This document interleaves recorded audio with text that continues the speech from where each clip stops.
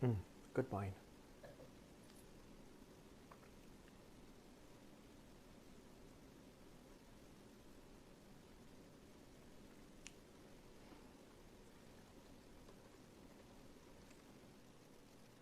Let there be light. Like, look at the sun, how gorgeous.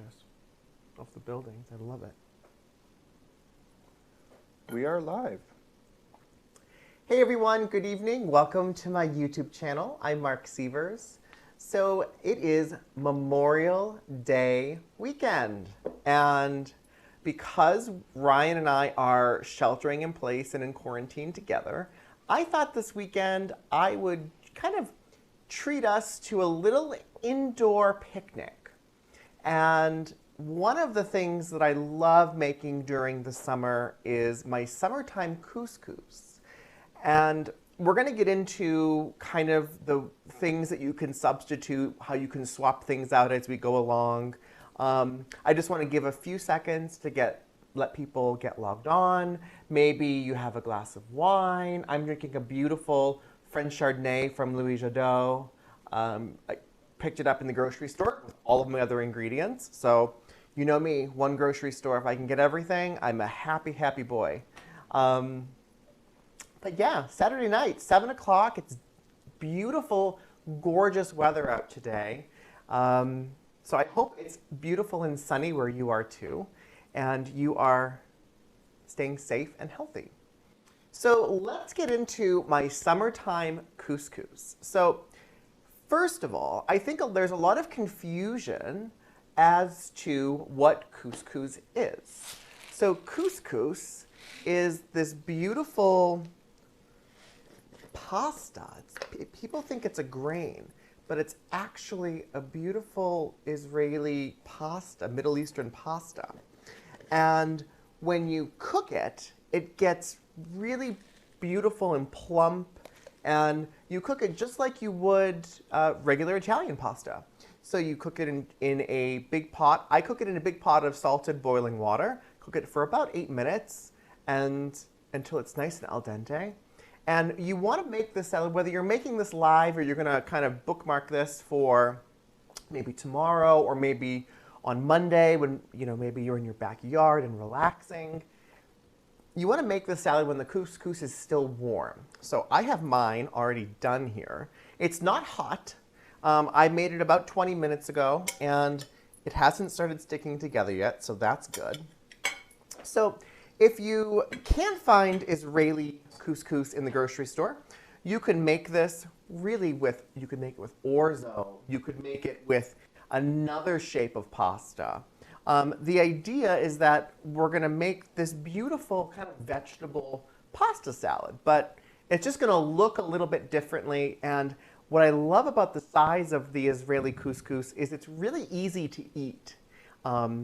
And kind of everything sticks and binds to it. So let's get started. And Ryan say hello. Hello, everybody. So we have Ryan, Mr. Sievers, is back with us tonight. Everybody is loving the fact that he is mic'd and he can chit-chat with you and me, and it kind of makes it a great, fun evening for us as husbands and husbands. So he has some wine. Actually, he has a gin martini. Ooh, potent. It's going to get real fun later. Maybe I'll switch to that later. So first thing about the couscous, again, you want to make sure that it's warm because we're essentially going to make a vinaigrette in the bowl, and you want that vinaigrette to get absorbed into the pasta to give it great flavor. So a few things. When I was out shopping, so I had to make a couple substitutions because my grocery store didn't have exactly what my recipe called for. So I'm going to substitute tonight toasted pistachios instead of pine nuts. And I just did these in a little mini dry saute pan over medium heat and just gave them a few tosses back and forth just like this until they were nice and toasted and you can really smell them. They didn't have Persian cucumbers in the grocery store, which are those little small cucumbers that usually come on a styrofoam package. I love those because they're nice and sweet and you don't have to peel them or you don't have to seed them. But I found a beautiful English cucumber tonight, so I'm going to use that instead. And then artichoke hearts. I could not find any frozen or any in jars. So tonight I'm going to use avocado. So those are just 3 really simple substitutions. And when you taste this, you know, if you don't like dill, you want to add parsley and mint, or if you want to add basil and mint, or you want to add a little bit of all different herbs. It's one of those beautiful summer salads that you can really adapt to what you find at the farmer's market, but it's all about creating that great base. So let's get that base created. So the very first thing we need to do is we need to zest 2 lemons right into our bowl. So I know we've zested a lot of citrus, and I just have just a rasp or microplane here. And what I want to do is get all of this gorgeous bright yellow zest and skin from the outside of that lemon right into my dish. And if you've been zesting at home, you'll notice as soon as you start zesting, you just smell beautiful lemon. And if you see at home when you're doing this, when you're zesting, all of the essential oil that's jam-packed in that bright yellow skin and zest is kind of going right into that beautiful warm couscous. I try whenever I can to zest over the bowl, over the pan, versus onto my cutting board, because we want all of that gorgeous essential oil to get right into that dish. And you'll notice I didn't go all the way down past that really pale yellow. If you sing too deep, you're going to encounter that bitter white part, which is called pith. Ryan? P-I-T-H. Thank you. I never said spelling was on my resume, darling. So, but this is going to give the couscous flavor, and this is going to really awaken all the flavors of these gorgeous vegetables. And of course, farmers markets aren't popping up just yet in my neighborhood. I know in other people's neighborhoods they are, but in our neighborhood, not yet. So I got everything is organic, and I got it from a beautiful grocery store. So, okay, so that's the lemon zest. I can smell it from here. Can't you? I know. And now I'm going to do the juice. And of course, we all know how to juice a lemon. We just cut it in half. Some people have juicers. Some people have the wooden reamers. I just use this great little juicing tool from the grocery store, actually. And I just juice the lemon right in. And I want the zest and juice of 2 lemons. Now, do not give this a taste right away, because it will be extremely lemony and a little bit sour from all of this lemon. But we definitely, this is going to give all of this great flavor afterwards. So do you guys have any, are you guys having any little Memorial Day soirees with the people that you're currently quarantining with? Let me know. It's Ryan and I and the puppies. That's it. So I'm just going to give this a nice big toss. And then let's add our salt and pepper. So I'm going to do about a teaspoon of sea salt. That looks pretty good. And when this is all done, we're going to taste it for seasoning, because lemons, vegetables, even herbs, they're not always going to taste exactly the same, depending on the season, depending on the variety. So you do have to, we will taste this for seasoning at the end and see what's happening. So because that lemon is in here and all that lemon juice, this is when really we usually would do everything just in any random order. But I'm going to do the avocados next, because I want that acidity from the lemon juice to keep the avocados from turning brown. So when you're dicing and preparing an avocado, there's 2 ways to do it. You can set it up on its little butt, a little bum, and take your knife and just run it around just like this. This is a nice soft avocado, perfectly ripe. hope it's still green inside. Oh, it's perfectly green too. And if it's really ripe, the peel will just come right off, just like that. My little holding pattern over here. And then I'm going to dice it up in about 1/2-inch dice. I don't want it too small because I don't want it to turn into mush in the salad. And to get the pit out, there's 2 ways. If you prep your avocado like this, you want to take your knife and right into the pit with the sharp side, comes right off. So that's one way of doing an avocado. But a friend of mine taught me a different way. And I think it depends. The avocado will be a completely different kind of cut depending on which way you do it. So I think it depends on what size avocado you need and what the prep is. So let me just, and then this one's a little bit thicker, so I'm not going to dice it first. I'm just going to cut side kind of on the side, give it a little slice down the center, dice this up. Perfect, nice and soft. That's delicious. And I'm just going to give it a gentle toss just to keep the avocado from turning brown. We want nice bright green avocado. So the next way to do an avocado is, again, little butt, put it on its little butt, little rear end there, and then do the same thing with a cut right around. So you can feel the knife hitting the middle of the pit. And of course the cut is going right around the entire circumference of the avocado. Lengthwise. Lengthwise, yep. So now I want to rotate it so that the cuts are facing me. One side, the cut side is facing me. And I want to do the exact same method. I just want to run it around again the other way. And then your avocado breaks into quarters and your peel and your pit rather, just cups right out.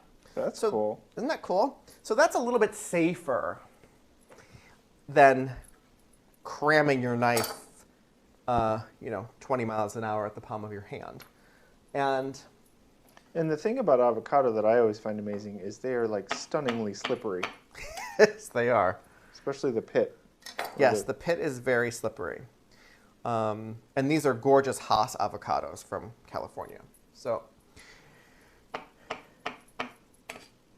put that in. And you can tell an avocado is nice and ripe when they're kind of that ugly brown color. The bright, beautiful green ones in the grocery stores are very underripe. So what you can do is, if you want to buy that and take it home and put them on your counter for a few days, let them get ripe, and then you can kind of stop the ripening process for a few days in the refrigerator. So once they get that kind of dark brown, ugly color, they are nice and ripe, and you squeeze them a little bit and they have just a little bit of resistance. That's perfect. So we've got our avocado instead of artichokes.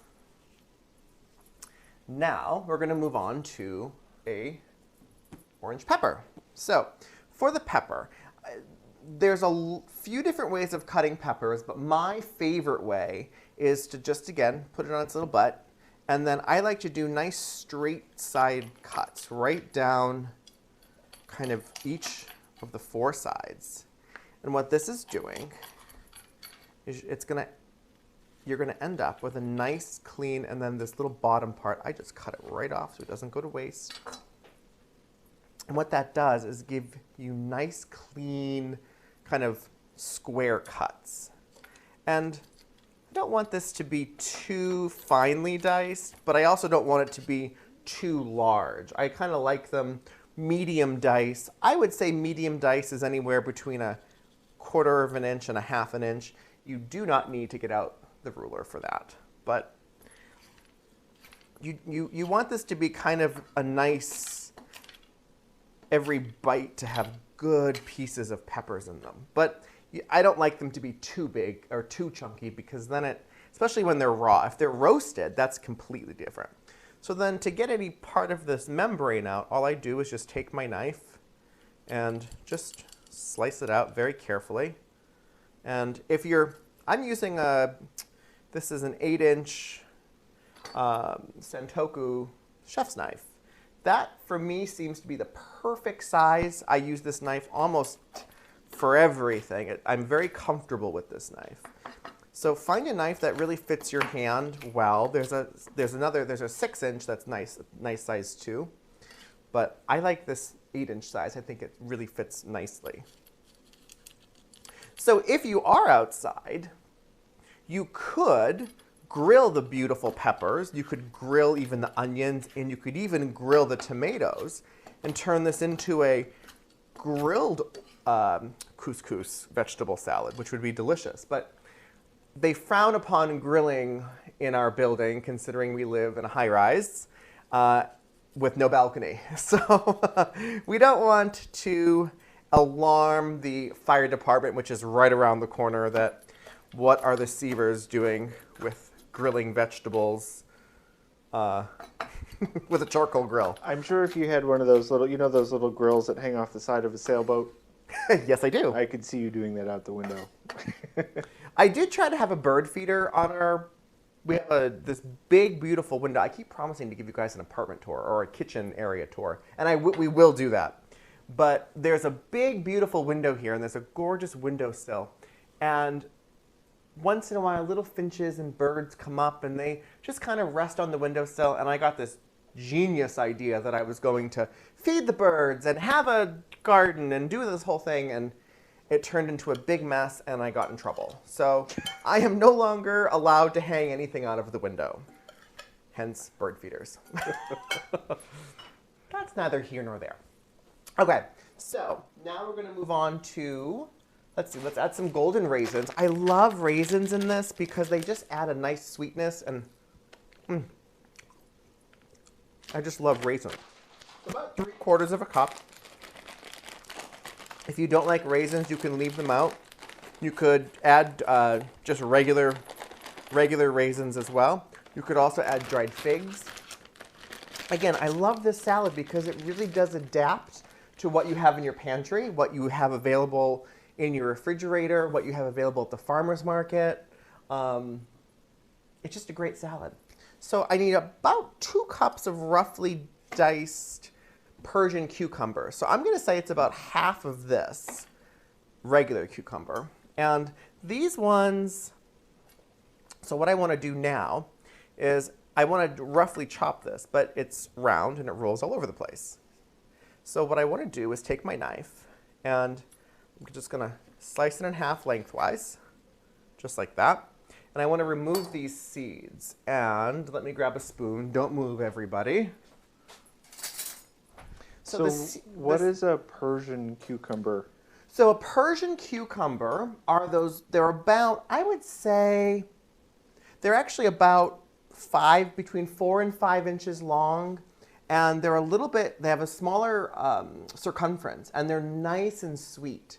And I don't really like American cucumbers that much. I think they're a little bitter, and I don't think they have that much flavor. Growing up as a kid, I used to really despise cucumbers, and they were just watery and tasteless. But Persian cucumbers, English cucumbers, hothouse cucumbers, those are really delicious, and they're readily available in almost every grocery store now. So no excuse to not use them. But again, these Persian cucumbers, this English cucumber will work just fine. I remember as a kid that I always thought cucumbers tasted like the part of the watermelon that you don't eat. Like that's what it always made me think of. Yeah. These are really good though. These are delicious.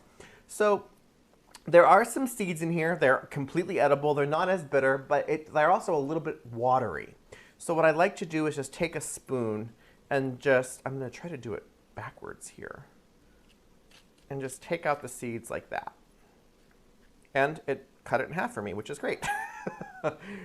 Again, when you're doing this at home, you're not going to be doing it so awkwardly backwards. I'll do it again. See, I'm not really going after the cucumber meat. I'm just going after just those seeds. And just like that, we have, so let's dice this up. So then I want to cut this in half as well. And these are a little bit bigger, so I'm going to cut them into thirds, I think, because I want everything to be about the same size. And then these are going to be beautiful in this beautiful couscous salad. And we want about 2 cups. So I would say that's about 1 cup. It makes a big salad. So this is a great salad that can keep in the refrigerator really for a few days. Let's do the other cucumber so you can see it again. So take it in half just like that. Take the back ear, or just take a spoon and run it along the seeds. They come right out. And again, when you do this at home, you'll see how much water comes out of that middle of that seed section. And if you put that into your salad, it would just make the salad a little bit more runny. And we want this to be a really delicious, not runny salad. And then if you're not comfortable lining everything up, you can do 3 at a time and just run your knife just like that.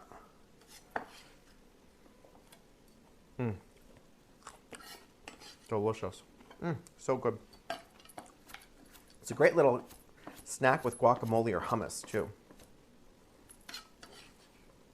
Not that I'm currently working on a summer body because there's no beaches, so I'm still eating lots of crackers and potato chips. Okay, now let's move on to some herbs. So, fresh dill, Ryan's favorite herb of all time. I love it. Yes, you do. It really is my favorite. And dill is classic in, of course, dill pickles. I know I've mentioned it before, but I have the most fabulous recipe for farmers market pickles on my channel. They are so incredibly, insanely delicious. And they're so simple to make. They're one of the easiest things you could make during the summer, and you can make big vats of them and leave them in a beautiful windowsill or in the fridge to kind of ferment, and they're just wonderful. And dill is one of those ingredients that are in them. Dill is so delicious, and the fronds, these dill fronds, are so tender that sometimes I'll pick them off just like this, just kind of strip them a little bit.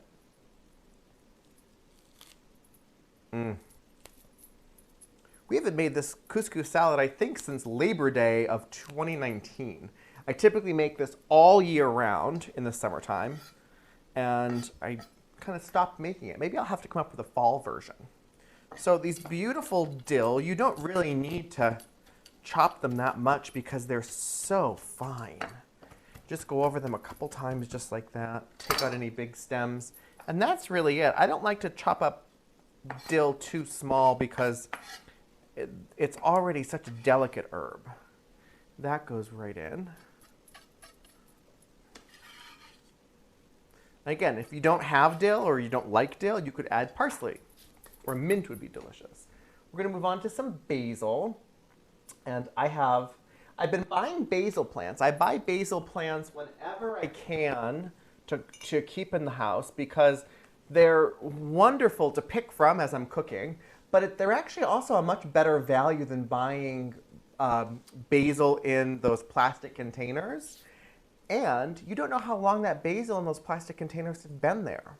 So you could not only add a little bit of freshness and greenery to your life and to your windowsill, but you can also have just beautiful, beautiful basil. And of course, the farmers markets and farm stands that will be popping up soon will have all kinds of fresh herbs for this salad. And really, all of the recipes at marcsievers.com or here on my channel. So, a little pinwheel, how cute is that? So, let's see, this looks great. This is about, I don't know, I'd say we're gonna put about a half a cup of roughly chopped basil in. And remember, you have your videos also on YouTube on how to prepare fresh herbs. We have dill, we have basil. Yeah, so there's a couple different ways. So for instance, let me just get 2 more leaves because I do want to show you a couple. I do have, you're right, videos on YouTube that show you how to prepare these herbs. And for salads like this, I usually do it pretty informally. But let me just give you a quick little shot here. So here's 3 basil leaves, and all I'm going to do is stack them and then roll them. This is called a chiffonade. You can roll them like a little cigar and then just do nice, long, thin cuts. And you get a beautiful little chiffonade of basil. That can go right in. Or you can do what I'm doing and just kind of have them in a pile and just go over them a few times. If you go over basil too many times, the edges will start to turn black. And we don't want that. We want our basil to be nice and bright green. So I'm just going to do it that way. Depends on how much of in a rush you are. It's also a great thing you can have multiple people kind of helping you. Your kids can do a lot of this with you. Let's give this a big toss just to get this. Oh my God, this smells so good.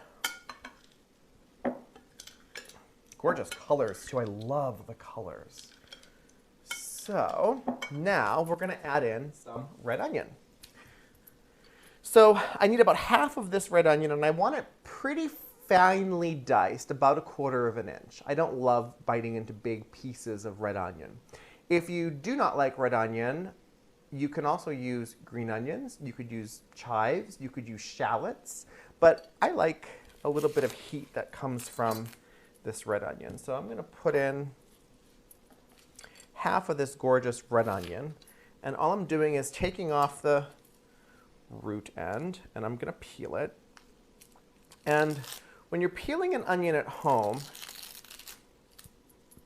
you want to make sure you really take off. I take off typically the first full layer of the onion skin and then the segment of that onion. There's something about that onion that can get a little too papery for me. So this is perfect. So to take this onion now, we're just going to put it cut side down, put my hand flat on the board, grab my knife with my thumb and pointer finger. And I'm just going to make some cuts just like this that go almost all the way to the other end of the onion there. And what this is going to do, just like that. And then when I do cuts going the opposite direction, up and down, just like this, as you can see, I'm kind of eyeballing about 1/4 of an inch. And then you take your knife and you run it straight-sided cuts. You'll get perfectly diced little onions. This is a great technique. You should absolutely practice this because this is the perfect way to get a nice straight-sided onion every time. And then, I don't want this end part here, but I do want all of this rest of the onion. So what I usually do is just cut around it like that, and then they're a little bit bigger, so I'll just do it a rough little chop there just to make sure there's no big pieces. And that's it, and that's a really strong onion too. Whew. So onion goes in. And a sharp knife is probably your most important tool, wouldn't you say? A good sharp knife. A good sharp knife. I've cooked in a lot of kitchens with crappy sharp knives, and a good, nice, heavy handle, one that really fits your hand really well. You know, we all have there's many different shapes of handles, many different brands of knives, and I really don't recommend buying knives online. I really think that use what you have at home for right now, but if you're in the market for knives, really go into a cookware shop and talk to somebody, especially if you go on the weekends. There's usually knife reps there that can kind of help guide you to finding a great knife that fits your hand and has the right heft to it. And I've had this knife, we bought these knives together, so about 10 years we've had these knives. Yeah. And they're fabulous knives. So, okay, that's that. So give this another little toss. Next, we're going to add tomatoes. So cocktail tomatoes. I'm using these beautiful cocktail tomatoes that are still on the vine. You can use, of course, grape tomatoes, smaller cherry tomatoes. You just want a really nice, beautiful tomato. And a little trick for you, especially, well, this is really for all year round, but especially when you ever go to the farmers markets or farm stands and it's nice and hot outside and you walk by the tomatoes and you can really just smell them. What I love to do is take tomatoes. I never put cold tomatoes into a recipe. I always have them room temperature. And in fact, I even put them into a nice sunny windowsill for a couple of hours to let that sun kind of warm them through. And the tomato will have such much better, more tomatoey flavor. So a little tip for you. So little knives, I'm just going to cut these in half. Actually, I'll cut these in quarters. That's a good size. And I want about a cup of these. If you encounter tomatoes, see, like these are a little bit firmer inside. These are a little bit more watery. I'm going to give you another little tip here. We don't really, if they're a little bit too ripe inside, which these might actually be, I'm just going to cut it in half. Then take that same spoon, and I'm going to take out the inside of the tomato. Take out all of those seeds and all of that liquid. We don't want that in our dish. We just want the beautiful flavor of the tomatoes. So, and it almost makes like a little cup there. So this is also a great idea. You can do this with these tomatoes, these cocktail tomatoes, make these little cups. And you can fill them with little room temperature blue cheese, some salt and pepper, and you get a lovely little hors d'oeuvre for the summertime that's no cook and just assembly. So I'm just going to put those in. Those, I'll eat those as a snack later. Those are good. I won't bore you with cutting the tomatoes, but let me show you again. So beautiful tomato, little too runny inside. Take out all the seeds, cut it in half, and let's taste it actually. That's good. That's delicious. I love these little cocktail tomatoes on the vine. So you want about a cup of tomatoes. So I will just put these in just because. I'll do more of those before Ryan and I eat this. And then kind of the last main ingredient is I like to put pine nuts in this. And if you're going to make this ahead of time and let it sit, I would not put the nuts in. But we're going to eat this right now. And I could not find pine nuts in the grocery store. I did find pistachios, like I said, so I'm going to put about half a cup of those in. And then the final beautiful ingredient to bring it all together, gorgeous olive oil, about 3 tablespoons. And what that's going to do, start with 3 tablespoons. Once you get this mixed, you'll know if you need to add more. Maybe the pasta absorbs the oil and the juice of the lemons a little bit more than normal. You don't want this to be dry, but you also don't want it to be runny or oily. You want it to be just a really beautiful, luscious salad. Did you do anything to the pistachios? So what I did to the pistachios is I put them in a small saute pan, sort of over medium heat, and I just let them get nice and toasted, shook them around a few times, and until they get a nice, slightly golden brown, you can really start smelling them. As soon as you can smell the pistachio or the pine nut or the cashew or the almond, as soon as you can start to smell them, that's when you know they're ready. So you do the same thing for the pine nuts. If Whenever I put nuts, really, in almost any recipe, I always give them a little toast prior to that. Sounds delicious. Yes. So I'm looking around at my ingredients here, and I think we have everything. So let's give this a little taste and see if it needs anything. You can always add more salt and pepper or oil or lemon, but it's kind of hard to take it away. So let's see how this tastes.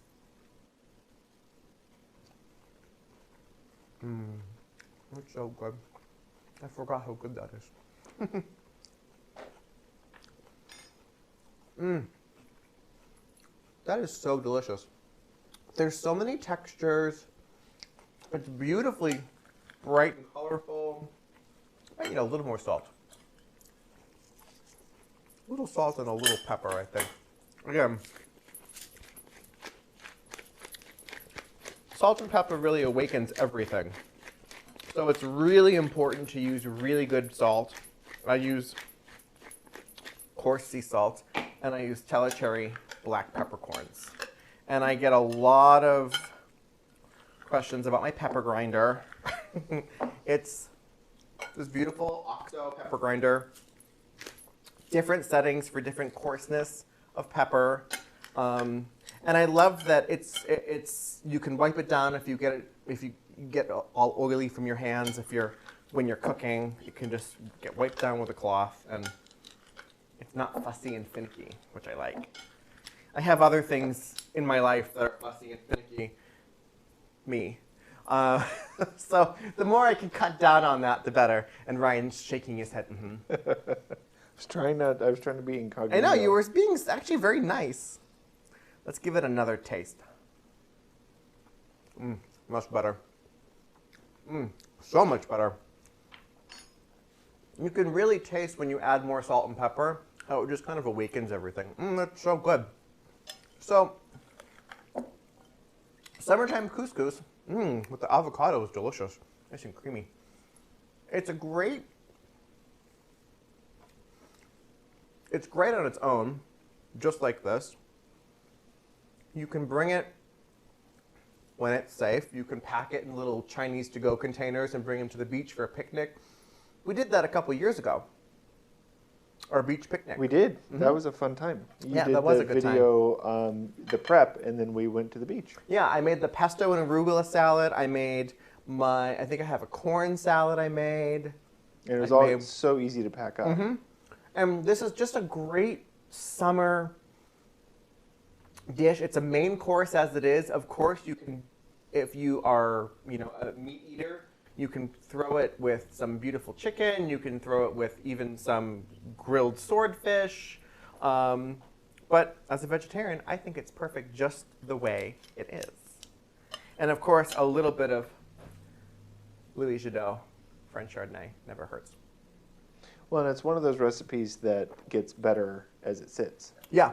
Well, and it's nice, too, that if you've noticed, there's no dairy.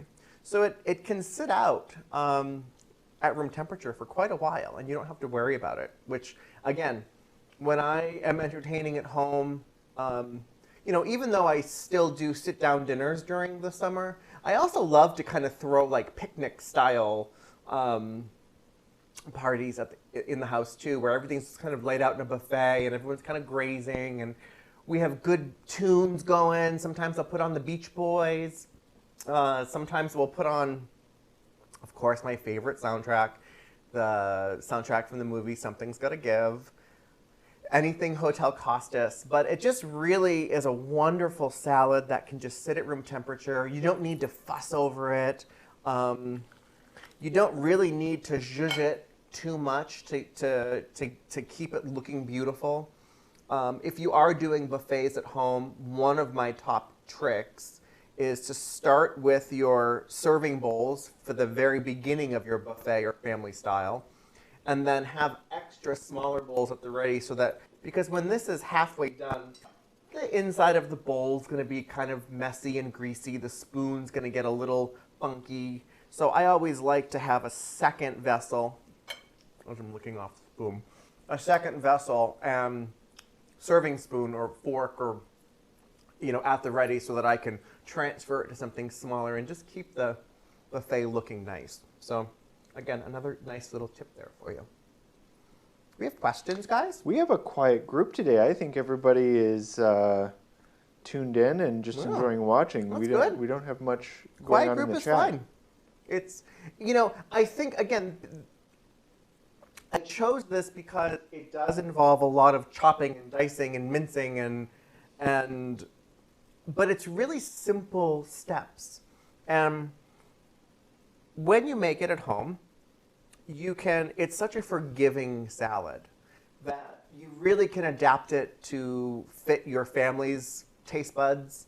You know, again, and it's something so wonderful. And if you can't find any type of pasta and all you can find is maybe some brown rice or even just some white rice, it's perfect. Basmati rice would be delicious in this. So again, it's one of those great recipes you can adapt, make it your own.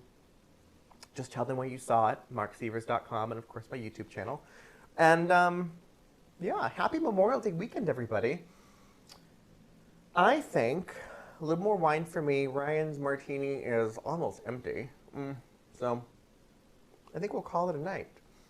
I hope you guys had a great time. Again, thank you for spending your Saturday night with me. I really appreciate it. Head over to marcsievers.com for the full written recipe. And of course, all kinds of other great, fabulous recipes for the start of the summer. My triple berry flag cake is iconic, delicious, so look that up as well. Like this video, give it a little thumbs up, subscribe to my channel, and I'll see you guys next Saturday night. We're going to make white bean sliders. So white bean sliders, couscous salad, triple berry flag cake. Oh, it is like summer up in here. I'm so excited. Little pinwheels. I've broken out all of my summer attire. So here we go. Happy summer, guys. And happy Memorial Day weekend. Stay safe. Bye, everybody. Bye, guys.